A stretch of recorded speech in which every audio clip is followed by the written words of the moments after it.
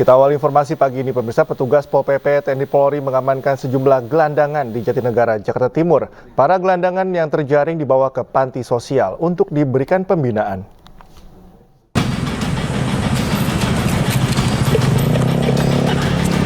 Inilah aksi kejar-kejaran yang terjadi antara petugas gabungan Satpol PP dan TNI Polri dengan pemerlu pelayanan kesejahteraan sosial atau PPKS seperti Paogah, Manusia Gerobak, dan Pengamen di Jalan DI Panjaitan, Gusti Ngurah Rai, dan Jalan Otista Raya, Jatinegara, Jakarta Timur.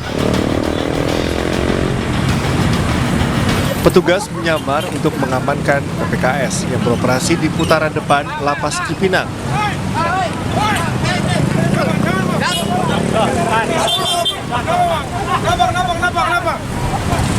Dia aja bawa. Salah seorang PPKS sempat berontak melawan petugas saat akan diamankan. Para pelanggar ini selanjutnya dibawa ke panti sosial Cipayung untuk dibina dan menjalani sidang tindak pidana ringan. Bina Tertib Praja, sasaran kita adalah PPKS yang meliputi Paogah, Pengamen, Pengamis, Kasongan, Manusia Gerobak, dan lain-lain. Tadi kita beroperasi di Jalan DI Panjaitan, Gusti Ngurah Rai, Basuki Rahmat, dan Otista. Alhamdulillah terjaring semuanya 7. 7 dari 7 itu ada Paogah, Pengamen, Pengamis, dan Manusia Gerobak.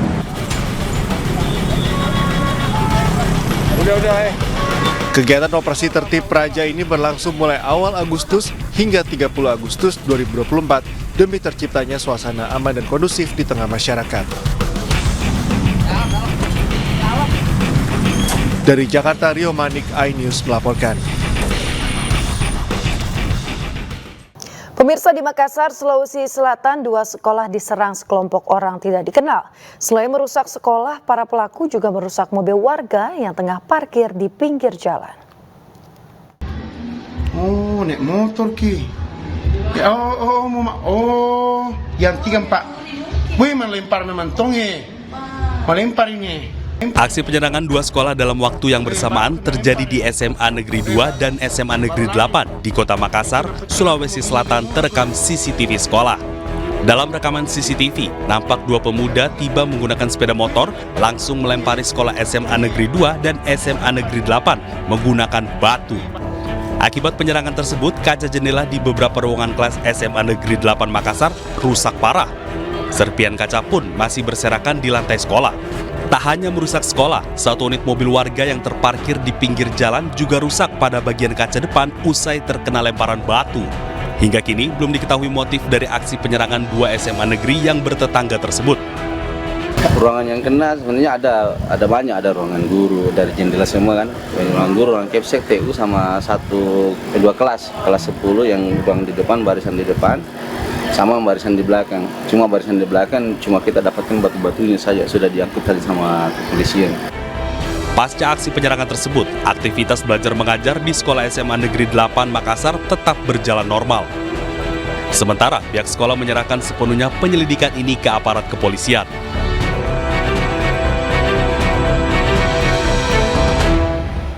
Pemirsa, terpergok mencuri kabel, 2 pemuda di Surabaya, Jawa Timur babak belur dikeroyok massa.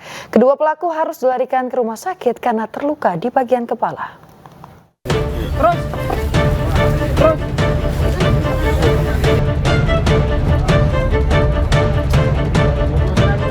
Dalam kondisi babak belur usai menjadi bulan-bulanan masa, Budiono dan Slamet diamankan warga di dalam sebuah gudang di kawasan Jalan Keputi Tengah, Sukolilo, Surabaya, Jawa Timur.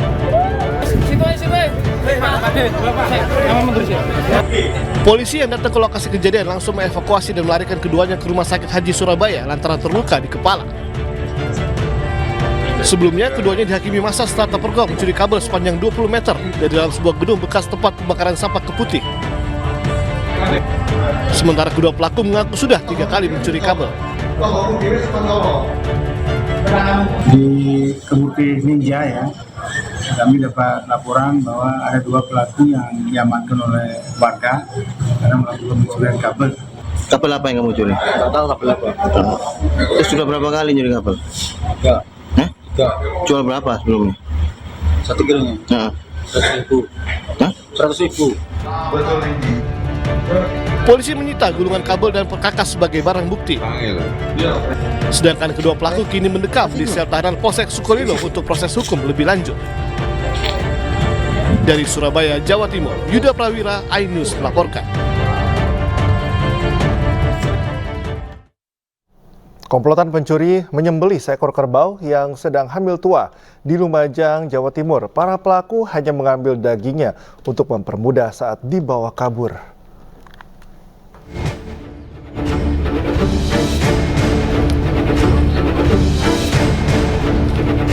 Warga kelurahan di Trotunan, Lumajang, Kamis pagi dihebohkan dengan temuan bangkai seekor kerbau jumbo di area pemakaman tempat di mana biasanya kerbau digembalakan. Kerbau yang diketahui tengah hamil tua milik seorang warga ini ditemukan mati dengan kondisi mengenaskan. Seluruh dagingnya diambil dan hanya disisakan kepala dan kerangka tulang. Anakan kerbau yang masih dalam kandungan terlihat mati di samping bangkai induknya. Diduga kerbau tersebut sengaja dimutasi dan dijagal oleh kawanan pencuri untuk diambil dagingnya sehingga mudah dibawa. Polisi yang datang ke lokasi langsung melakukan olah tempat kejadian perkara dan mengumpulkan barang bukti yang ada di lokasi. Dalam 2 bulan terakhir, sudah terjadi 4 kali kasus pencurian kerbau dengan modus yang sama, yakni dimutilasi dan dijagal di lokasi untuk diambil dagingnya. Diduga dilakukan oleh kelompok yang sama. Ternyata memang betul adanya bahwa di sini di area makam Kelurahan Dito ada pembantaian kerbau seperti itu, Pak. Dan informasinya ini adalah milik Pak Tinap. Betul, kita sampaikan bahwa kejadian ini keempat kalinya. Untuk wilayah kota 3 kali, untuk Sukodono kemarin 1 kali. Diduga untuk pelaku kelompok yang sama. Kita masih terus melakukan penyelidikan, koordinasi dengan rekan-rekan Polres juga, tim lapangan. Semoga untuk kedepannya kita segera bisa ungkap. Modusnya juga sama? Sama modusnya. Jadi kebu angon liar, ditinggal penjaganya, digiring ke tempat sepi, lalu diambil dagingnya aja. Kasus pencurian ini kini ditangani unit reskrim Polsek Lumajang Kota. Polisi kini memburu kawanan pencuri dengan modus jagal ini.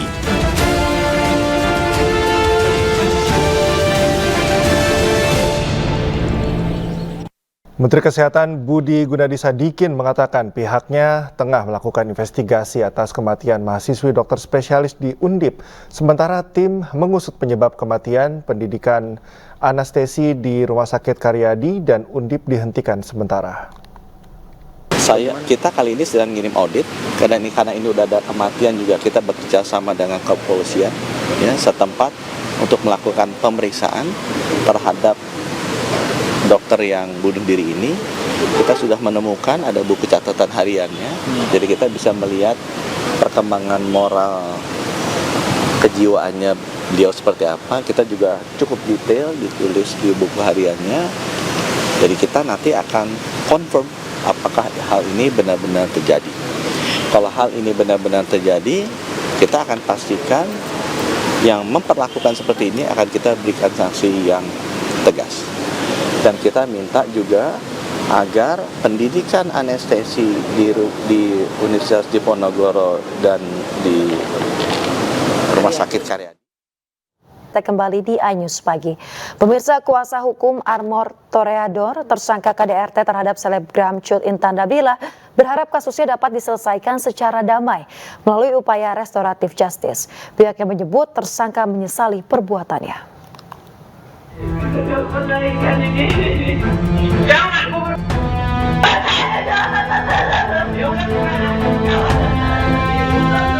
Pasca kasusnya viral, kuasa hukum tersangka kekerasan dalam rumah tangga Armor Toreador meminta agar keluarga korban dan korban Cut Intan Nabila agar mau berdamai dengan pelaku.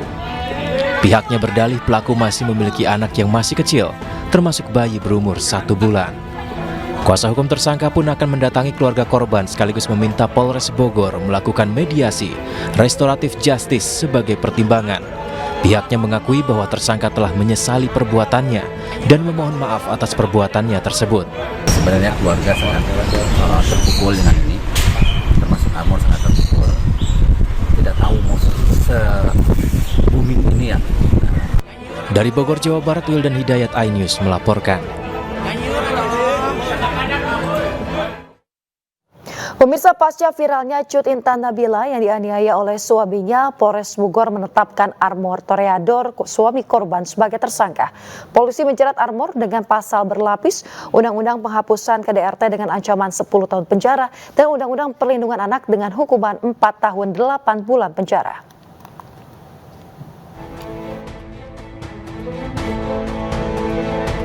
Pasca viralnya video Cut Intan Nabila yang dianiaya oleh suaminya, Polres Bogor menetapkan Armor Toreador, suami korban, sebagai tersangka. Armor diamankan petugas Satreskrim dan Perlindungan Anak dan Perempuan Polres Bogor pada Selasa malam di sebuah hotel di kawasan Jakarta Selatan saat akan melarikan diri ke wilayah Surabaya. Polisi telah mengamankan sejumlah alat bukti berupa rekaman CCTV yang dipasangkan oleh korban, flash disk dan juga screenshot media sosial tentang tindakan kekerasan dan ancaman pelaku pada korban. Akibat perilakunya, Armor akan dijerat pasal berlapis. Dan kami telah melakukan penahanan terhadap saudara ATG ini dengan pasal berlapis. Satu adalah pasal kekerasan fisik dalam rumah tangga KDRT, pasal 44 ayat 2 Undang-Undang 23 tahun 2004 dengan ancaman 10 tahun penjara. Kami juga memasukkan pasal kekerasan terhadap anak seperti yang kita lihat di video tersebut, yaitu pasal 80 Undang-Undang Nomor 35 Tahun 2014 tentang perubahan atas Undang-Undang 23 Tahun 2002 dengan ancaman 4 tahun 8 bulan ditambah sepertiga. Indonesia sendiri memiliki undang-undang tentang penghapusan KDRT yang diatur dalam Undang-Undang Nomor 23 Tahun 2004. Dalam undang-undang ini dinyatakan setiap orang yang melakukan kekerasan fisik dalam rumah tangga diancam penjara 5 tahun atau denda paling banyak 15 juta rupiah. Jika korban KDRT sakit dan juga mengalami luka berat, maka ancaman menjadi 10 tahun penjara atau denda paling banyak 30 juta rupiah. Sementara jika korban KDRT meninggal dunia, ancaman pidana penjara menjadi maksimal 15 tahun dan denda paling banyak 45 juta rupiah. Dan jika kekerasan tidak menimbulkan penyakit dan halangan dalam kegiatan sehari-hari, pidana penjara mengancam 4 bulan dan denda hingga 5 juta rupiah. Dari Bogor, Jawa Barat, Wildan Hidayat Ainus melaporkan.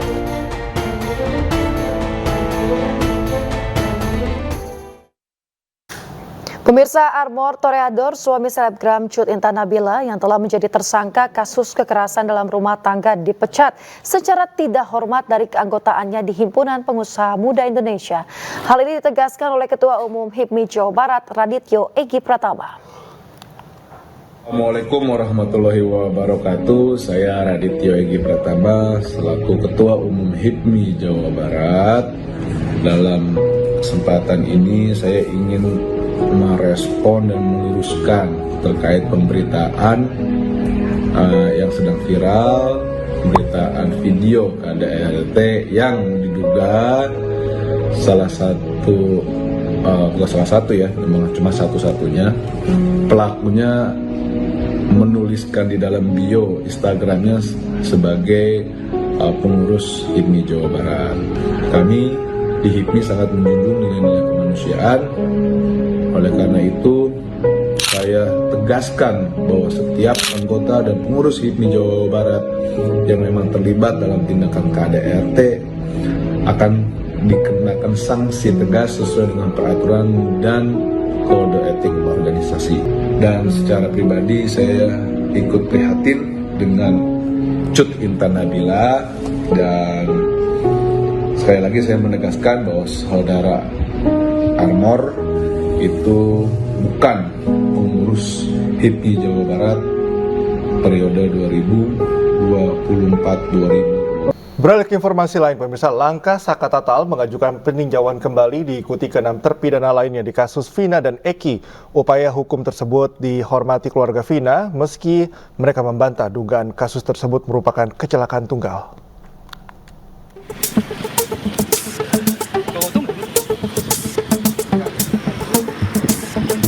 6 terpidana kasus pembunuhan Vina dan Eki tahun 2016 silam mendaftarkan peninjauan kembali ke Pengadilan Negeri Kota Cirebon Rabu kemarin. Keluarga 6 terpidana dengan didampingi tim kuasa hukum mendatangi Pengadilan Negeri Kota Cirebon.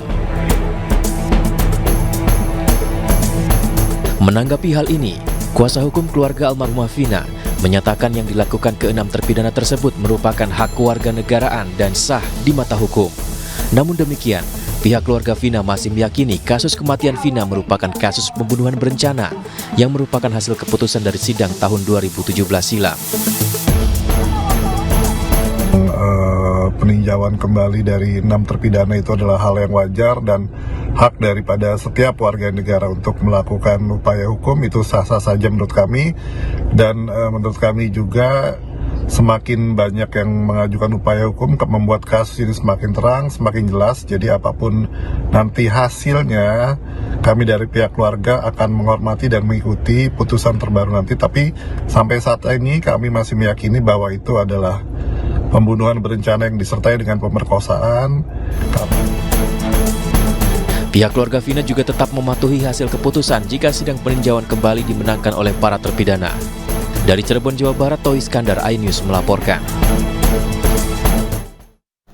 Tim kuasa hukum 6 terpidana kasus pembunuhan Vina dan Eki mengajukan peninjauan kembali atau PK di Pengadilan Negeri Kota Cirebon, Jawa Barat. Rencananya, tim kuasa hukum akan mengajukan 50 saksi fakta yang akan dihadirkan pada sidang PK nanti.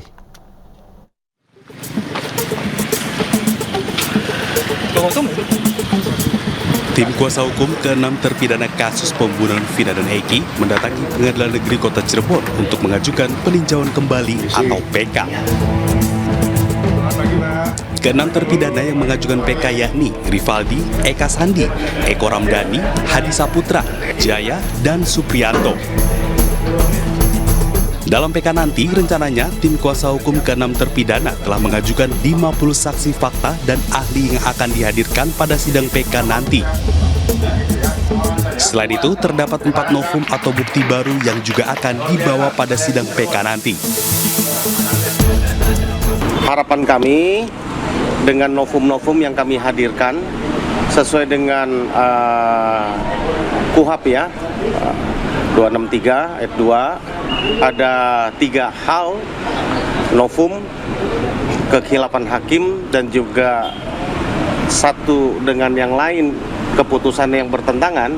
Itu 3-tiganya kami dapatkan dan kami hadirkan. Sementara terkait dihadirkannya ke-6 terpidana pada sidang PK nanti, pihaknya telah mengajukan kepada PN Cirebon untuk menghadirkan ke-6 terpidana pada sidang PK nanti. Dari Cirebon, Jawa Barat, Toy Iskandar, iNews melaporkan.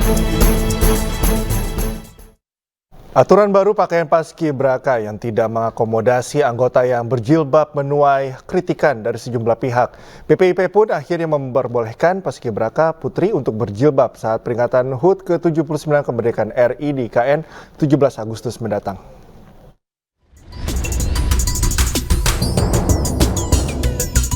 Aturan pakaian paskibraka yang tidak mengakomodasi anggota putri yang berjilbab menuai sorotan. Setelah banjir kritikan dari berbagai pihak, Badan Pembinaan Ideologi Pancasila atau BPIP pun akhirnya membolehkan paskibraka putri untuk berjilbab satu upacara peringatan HUT ke-79 kemerdekaan RI di IKN. Kisru ini bermula saat pengukuhan paskibraka di IKN oleh Presiden Joko Widodo, di mana tidak ada satupun paskibraka putri yang memakai jilbab. Padahal ada 18 anggota paskibraka putri yang menggunakan jilbab pada saat latihan. BPIP menyebut tidak ada pemaksaan untuk melepas jilbab saat pengukuhan. Para calon paskibraka sebelumnya secara sukarela mendaftar dan mengikuti seleksi administrasi dan menandatangani surat pernyataan bermaterai. Pernyataan tersebut salah satunya terkait dengan tata pakaian yang tidak memuat pilihan bagi paskibraka yang berjilbab. BPIP memahami aspirasi masyarakat. BPIP menegaskan bahwa tidak melakukan pemaksaan lepas jilbab.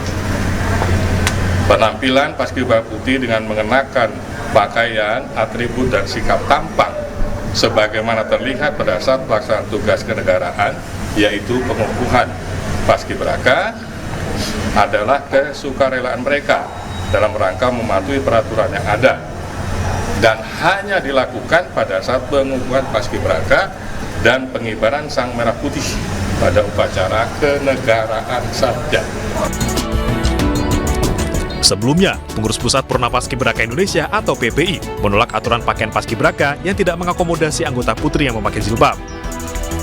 Hal ini dinilai mencederai nilai kebinekaan dan nilai luhur Pancasila, khususnya ketuhanan yang Maha Esa.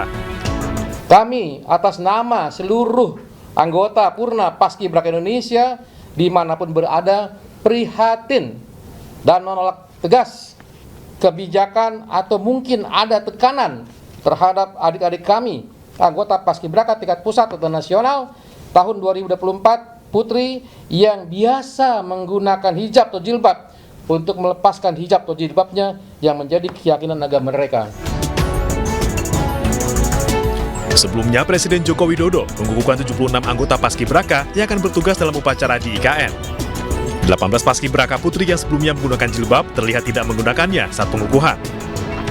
Aturan baru tata pakaian Paskibraka ini menuai kritikan karena pada tahun-tahun sebelumnya, Paskibraka diperbolehkan menggunakan jilbab saat pengukuhan maupun pengibaran bendera pada 17 Agustus. Tim iNews melaporkan. Menanggapi kisru Paskibraka melepas jilbab, Kepala Staf Kepresidenan Muldoko menyampaikan bahwa Presiden Jokowi berpesan untuk menghormati keyakinan anggota Paskibraka yang akan bertugas pada upacara kemerdekaan HUT RI ke-79. Sementara itu, Menpora Dito Aryo Tejo menyebut pihaknya sudah melakukan investigasi terkait polemik ini. Kalau dari Bapak Presiden adalah bagaimana upaya kita untuk menghormati keyakinan dari para peserta. Itu yang perlu dipikirkan. Artinya saat upacara berkenan dipakai jilbabnya, Pak? Apa? Saat upacara Paskibraka boleh diperkenan pakai jilbab? Saya tidak Pak di situ ya. Nanti kita mesti tergantung bagaimana ada pembinanya di sana. Nanti pasti.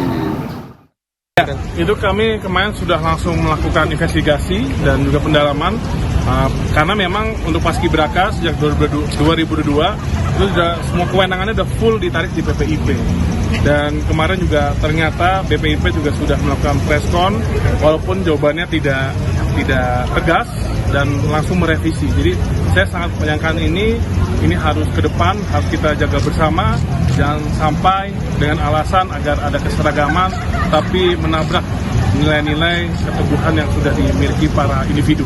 Jadi saya akan berusaha ke depan, walaupun Paskibraka ini sudah bukan kewenangan kami, tapi karena Paskibraka itu isinya para anak muda, generasi muda yang otomatis tanggung jawab kami jamin ke depan kita akan melakukan langkah-langkah yang bagaimana bisa menjaga pembinaan dan juga pengelolaan Paskibraka ke depan.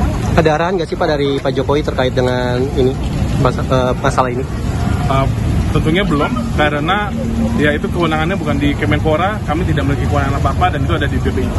Tapi saya sebagai menteri yang juga menangani anak muda akan melakukan langkah-langkah. Penampilan 18 calon Paskibraka putri tanpa jilbab saat pengukuhan menuai polemik pemirsa.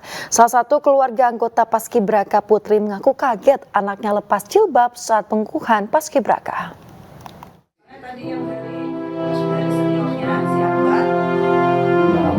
Sugiyarti, Ibunda Zahra Tushita Dwi Artika atau akrab dipanggil Tata, mengaku kaget saat mengetahui sang putri tercinta tidak mengenakan jilbabnya saat pengukuhan Paskibra. Sugiyarti mengatakan anaknya selalu istiqomah mengenakan jilbab sedari taman kanak-kanak. Keinginan mengenakan jilbab datang dari sang anak sendiri tanpa permintaan orang tua. Sugiyarti mengungkapkan sejak mengikuti seleksi calon Paskibraka, Tata diwanti-wanti agar menjaga serta memperbaiki sholatnya. Sebab terpilihnya Tata sebagai anggota Paskibraka merupakan anugerah Allah Subhanahu wa Ta'ala. Penugasan nanti 17 itu mah katanya dia bilang nanti kalau pas 17-an seandainya Tata lulus nanti tanggal 17 tuh mah Tata lepas kerudung. Gimana ya Maya? Gimana Mbak? Tadi bilang. Terus kemarin ditanya, iya Ma udah ada wawancara katanya gitu. Pas tes wawancara tuh Mbak nyawab lah. Mbak bilang demi menjalankan tugas negara ya siap. Bilang gitu. Mohon Rito Tuhan Yang Maha Kuasa. Sugiyarti bangga Tata yang selalu mengenakan hijab bisa mewakili Kalbar sebagai anggota Paskibraka. Dari Singkawang, Kalimantan Barat, Rizky Kurnia, iNews melaporkan. Di Istana Negara Ibu Kota Pemerintah Kota Semarang meluncurkan sistem strategi pemberian makan siang untuk perbaikan gizi dan cegah obesitas atau strawberry. Langkah tersebut sebagai upaya mendukung program pemerintah memberikan makan siang gratis untuk anak-anak. 2, 1. Dan inilah launching pemberdayaan urban farming untuk program strawberry. Program strategi pemberian makan siang untuk perbaikan gizi dan cegah obesitas atau strawberry ini merupakan inisiatif Wali Kota Semarang, Hefearita Gunaryanti Rahayu bersama jajarannya untuk mendukung program pemerintah dalam menyediakan makan siang sehat, bergizi, seimbang, dan berbahan pangan lokal untuk siswa. Program strawberry ini juga dirancang untuk memberdayakan masyarakat melalui urban farming dan menyesuaikan menu dengan kearifan lokal.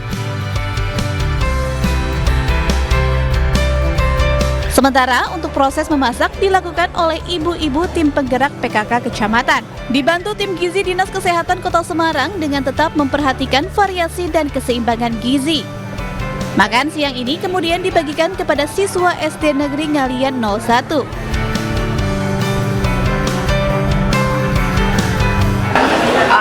Program pemerintah nanti yang akan datang yaitu menu makan siang bergizi.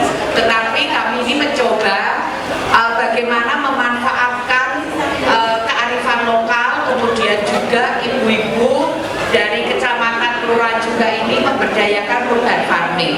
Jadi semua ini ibu-ibu yang ada di sini, mungkin juga live streaming, ini adalah hasil panen dari kecamatan Ngalian. Melalui program strawberry ini diharapkan dapat menjadi model yang bisa diaplikasikan di seluruh wilayah Kota Semarang. Selain itu, tentunya bisa mewujudkan generasi emas sehat 2045. Dari Semarang, Jawa Tengah, Dimas Yuli, iNews melaporkan.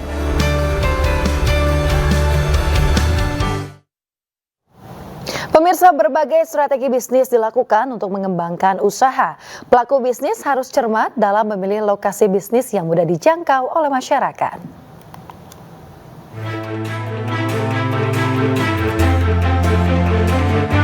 Untuk memenuhi permintaan pasar, Polax Mall Cikarang menandatangani kerjasama dengan Kaila Bakery yang akan membuka gerai keempatnya. Ekspansi Kaila Bakery ke Cikarang merupakan strategi bisnis agar lebih dekat dengan konsumen, serta melihat daya beli dan minat masyarakat Cikarang yang tinggi akan roti. Kami berencana ekspansi sampai ke Cikarang, terutama di Polax Mall, karena kita melihat lokasinya sangat bagus. Mallnya juga keren, ya, dan segmentasi pasarnya juga kita lihat luar biasa bagus, sehingga kita juga ingin mengulangi kesuksesan yang pernah kita buat di Gading Serpong, dan kita juga akan bawa kesuksesan tersebut di Cikarang ini. Dan dari penandatanganan kerjasama ini menjadikan masyarakat Cikarang bisa memilih aneka varian roti. Salah satunya Kaila Bakery yang terkenal dengan roti bakso ayatnya yang sempat viral di Serpong. Terus terang sangat berharap dengan brand yang sudah cukup kuat ini bisa menambah lengkap ya untuk produk yang ada di Polax Mall Cikarang. Polax Mall Cikarang yang berada di lokasi strategis dan termasuk dalam kawasan Superblok Jadestone di tengah kawasan industri terbesar di Asia Tenggara, memiliki okupansi hampir 95%, menjadikannya sebagai lahan bisnis yang strategis. Tim Liputan iNews melaporkan. Eksekutif Chairman MNC Group Hari Tanusudibio menghadiri Town Hall Meeting MNC Land di iNews Tower, Jakarta Pusat. Hari Tanusudibio menekankan kembali pentingnya fokus bisnis MNC Land, yaitu entertainment, hospitality, dan office management.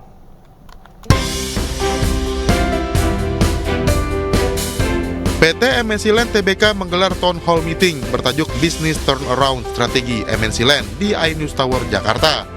Pertemuan ini guna memberikan arah dan gerak kerja perusahaan properti dan perumusan model bisnis serta mensinergikan bisnis properti dengan lini entertainment.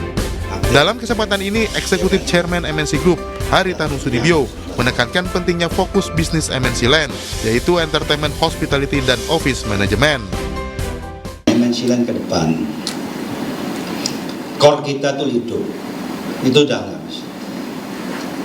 Lido itu harus, makanya kita sebut entertainment ini juga penting, bahwa membangun bisnis terkait properti. Properti itu sekarang kalau menurut saya tidak bisa just pure properti, harus ada unsur entertainment, ya, ada unsur lifestyle-nya. Apalagi kita basisnya media juga, sehingga bisa disinergikan.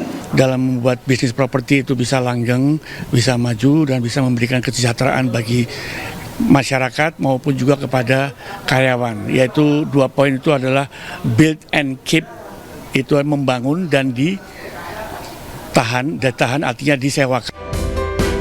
Merampungkan lapangan golf dan hotel di kawasan ekonomi khusus MNC Lido City menjadi target PT MNC Land Tbk guna menggait wisatawan dan memberikan kontribusi positif untuk perekonomian Indonesia. Dari Jakarta, Esra Ambarita Fakih Satrio, iNews melaporkan. Pemirsa, Anda masih di iNews Pagi bersama saya Yasmin Antania dan rekan saya Cikal Multazam. Dan demikian tadi adalah berita pilihan dalam iNews Pagi hari ini. Kini kita ke informasi berikutnya pemirsa.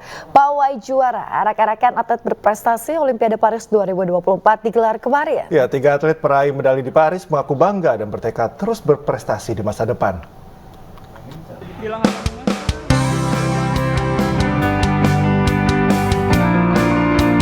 3 peraih emas Olimpiade Paris 2024, Rizky Juniansyah, peraih emas cabang olahraga angkat besi, Frederick Leonardo, peraih emas cabang olahraga panjat tebing, dan Gregoria Mariska Tunjung, peraih perunggu cabang olahraga bulu tangkis, turut serta dalam arak-arakan pawai juara hari ini.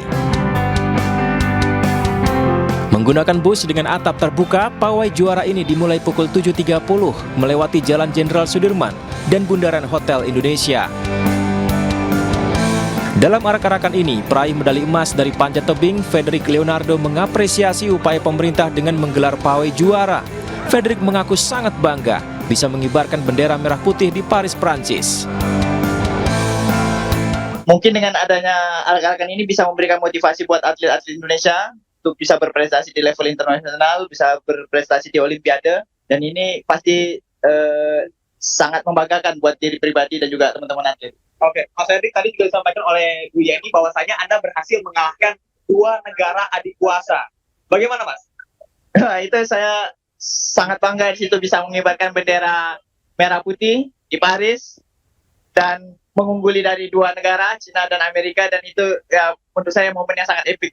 Oke, baik. Terima kasih. Terima kasih atas informasinya. Semoga olahraga panjat tebing ini dengan Anda semakin inspirasi. Mungkin bisa diperlihatkan medali emasnya luar biasa pertama untuk Indonesia. Terima kasih. Terima kasih. Usai menyusuri Jalan MH Tamrin, pawai juara ini finish di Istana Merdeka untuk memenuhi undangan Presiden Joko Widodo yang akan memberikan apresiasi bonus kepada atlet berprestasi di Olimpiade. Tim Liputan iNews melaporkan. Pemerintah memberikan apresiasi bonus kepada para atlet yang berjuang di Olimpiade Paris 2024. Peraih medali emas mendapatkan 6 miliar rupiah dan perunggu 1,65 miliar rupiah.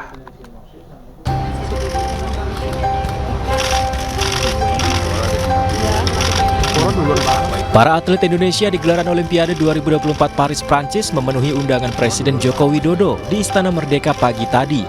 Mereka tiba usai mengikuti prosesi pawai juara arak-arakan dengan bus keliling Jakarta. Dalam pidatonya, Presiden Joko Widodo mengapresiasi capaian 2 emas dan 1 perunggu yang diraih kontingen Indonesia. Selain mengucapkan terima kasih, pemerintah juga memberikan kucuran bonus kepada para atlet. Peraih medali emas mendapatkan 6 miliar rupiah dan perunggu 1,65 miliar rupiah. Atas nama bangsa dan rakyat Indonesia, pada para atlet yang telah berjuang keras di Olimpiade Paris tahun 2024 dan memberikan kebanggaan yang luar biasa bagi bangsa, negara, dan rakyat Indonesia. Pemerintah telah menyiapkan bonus sebesar 6 miliar untuk peraih medali emas. 1,65 miliar untuk peraih medali perunggu, serta 2,750 miliar untuk pelatih yang atletnya mendapatkan medali emas. Dan untuk pelatih yang atletnya mendapatkan medali perunggu akan mendapatkan 675 juta rupiah, serta 250 juta rupiah untuk atlet yang tidak mendapatkan medali sebagai sebuah apresiasi dari pemerintah. Atlet-atlet peraih medali di Olimpiade akan menggunakan bonus dari pemerintah untuk investasi di masa depan, serta digunakan sebaik-baiknya. Diinvestasiin dan juga buat keluarga di rumah. Sebagian itu. Kenapa? Investasinya yang simpel-simpel kayak tanah, mungkin emas, atau mungkin ya kalau saham. Reksadana lah. Reksadana. Udah kita ajarin. Dan bonus ini pastinya sangat saya syukuri dan saya berterima kasih banyak untuk Pak Jokowi dan seluruh jajarannya karena sudah memberikan bonus kepada kami, dan semoga bonus ini bisa saya gunakan dengan baik. Tentunya ini kan medali pertama Olimpiade buat saya, dan ini pertama medali emas buat angkat besi yang setelah beberapa tahun baru bisa menyumbangkan medali emas di angkat besi, dan ini alhamdulillah sangat bersyukur sekali. Ini adalah jenjang awal perjalanan saya menuju Olimpiade selanjutnya. Insya Allah nanti di Los Angeles saya bisa mempertahankan medali ini, karena mempertahankan lebih sulit daripada meningkatkan.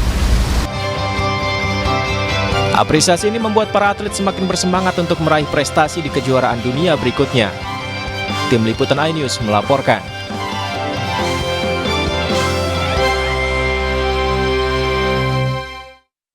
Pemirsa, Liga Futsal Nusantara 2024 kembali digelar. 8 klub bersaing untuk menjadi juara di kasta kedua Liga Futsal di Indonesia ini.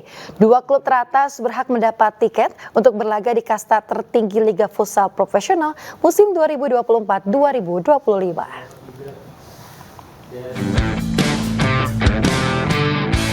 Laga pertama babak grup 8 besar Liga Futsal Nusantara 2024 yang digelar di GOR Pancasila Yogyakarta menghadirkan pertandingan antara Cilegon FC versus Rafheli FC. Kedua tim bertanding cukup sengit, permainan terbuka kedua tim membuahkan hasil imbang dengan skor 4-sama. Di laga kedua, Juku Eja FC melawan Binuang Muda FC. Kedua tim menunjukkan permainan dengan intensitas tinggi, namun Juku Eja FC berhasil menaklukkan Binuang FC dengan skor tipis 3-2. Pada laga ketiga, Marador FC berhasil menumbangkan lawannya Vasco Lasmana dengan skor cukup telak 3-0. Marador FC yang tampil menyerang sepanjang laga masih terlalu perkasa bagi Vasco Lasmana. Jadi di babak 8 besar itu dibuat dalam bentuk grup. 2 tim terbaik di setiap grup itu akan masuk ke semifinal, dan 2 tim terbaik akan berlaga di final untuk lolos ke Liga Profesional 2024-2025. Pada laga terakhir, klub asal Jakarta Kuda Laut Nusantara berhasil membantai lawannya Batosai Ambonaga dengan skor 5-1. Tampil percaya diri, Kuda Laut Nusantara mampu menggempur pertahanan lawannya dan menguasai jalannya pertandingan hingga peluit akhir berbunyi. Tim Liputan iNews melaporkan. Beralih ke informasi selanjutnya, sinyal PKS gabung dalam koalisi Indonesia Maju semakin menguat. Gerindra pun menyebut tidak hanya PKS, PKB dan Nasdem yang berpeluang maju bersama Kim di Pilkada Jakarta.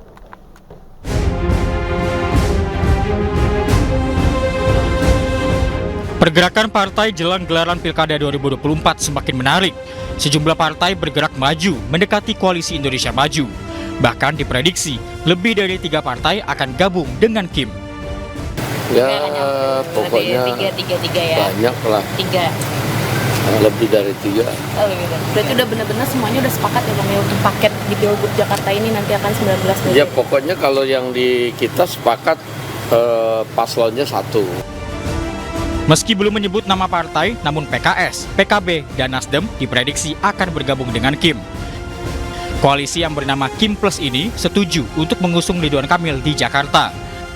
Rencananya, pengumuman pasangan Ridwan Kamil akan dilakukan pada 19 Agustus. Tim Liputan iNews melaporkan.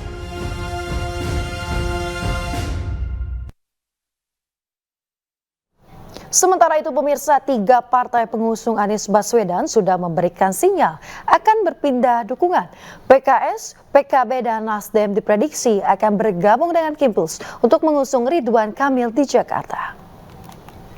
Untuk Pak Dasko khususnya dan Gerindra, ajak-ajaklah PKS.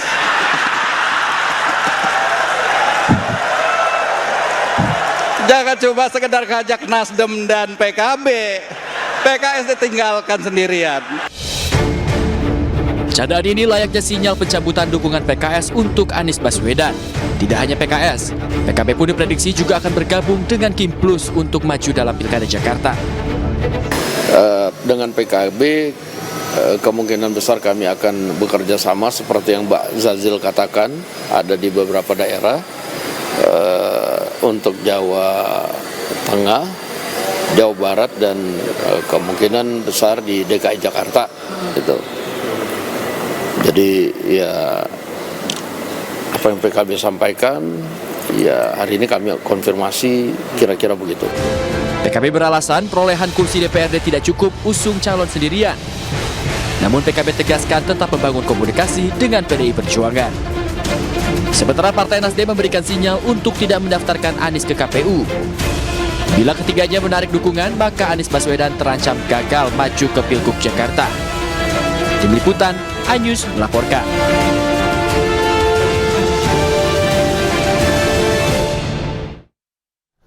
Pemirsa, Partai Amanat Nasional membuka misteri siapa sosok berinisial S yang disebut menjadi pasangan Anies. Dia adalah Suswono, kader Partai Keadilan Sejahtera.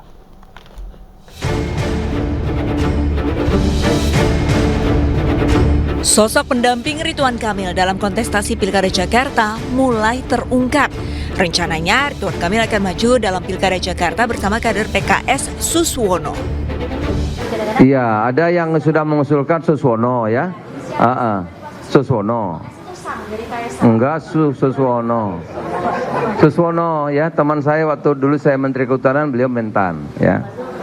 Sebelumnya bakal calon gubernur Jakarta, Ridwan Kamil sudah memberikan kode sosok yang akan mendampinginya. RK pastikan sosok pasangannya berasal dari Koalisi Indonesia Maju Plus Plus. Munculnya sosok kader PKS untuk menemani Ridwan Kamil cukup menjadi sorotan. Lantaran sebelumnya PKS telah mengajukan Sohibul Iman untuk maju bersama Anies Baswedan di gelaran Pilkada Jakarta. Tim Liputan, iNews melaporkan.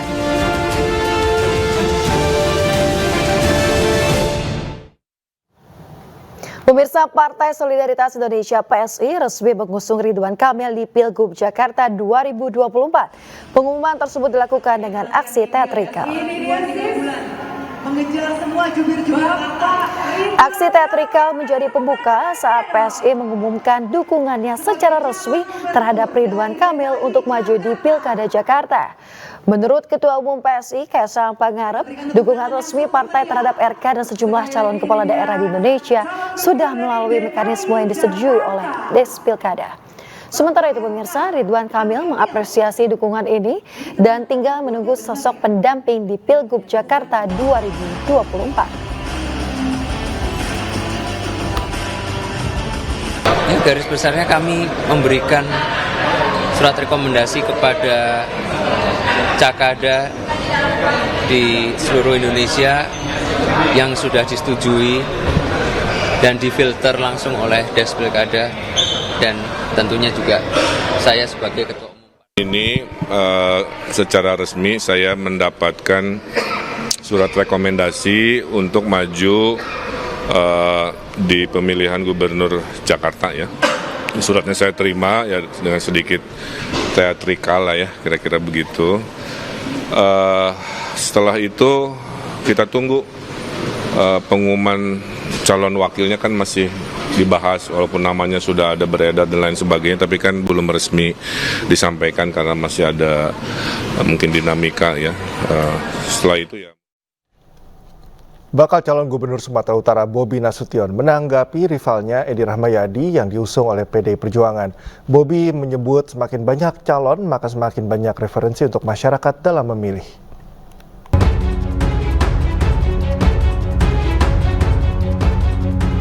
DPP PDI Perjuangan secara resmi mengusung mantan Gubernur Sumatera Utara Edi Rahmayadi dalam kontestasi pemilihan Gubernur Sumatera Utara mendatang. Menanggapi dukungan PDI Perjuangan kepada Edi Rahmayadi, Bobi Nasution mengucap syukur. Tanggapannya Pak Edi diusung PDIP? Alhamdulillah. Artinya tidak jadi kotak kosong semua Pak ya? Gimana? Tidak jadi kotak kosong. Ya, kita kan selalu sampaikan dari awal ya, kita pengen masyarakat itu punya banyak referensi. Tentunya kita ngebangun Sumatera Utara, punya visi misi, punya yang akan diperjuangkan. Tentunya kalau ada beberapa kandidat, ini akan makin banyak referensi untuk masyarakat itu. Nanti tinggal masyarakat yang memilih. Diketahui sebelumnya berembus kabar jika Pilgub Sumatera Utara kali ini Bobi akan melawan kotak kosong. Namun PDIP dan Hanura telah memberikan surat rekomendasinya kepada Edi Rahmayadi untuk maju pada pilkada ini melawan menantu Presiden Jokowi, Bobi Nasution. Dari Medan, Sumatera Utara, Ahmad Ridwan Nasution, iNews melaporkan.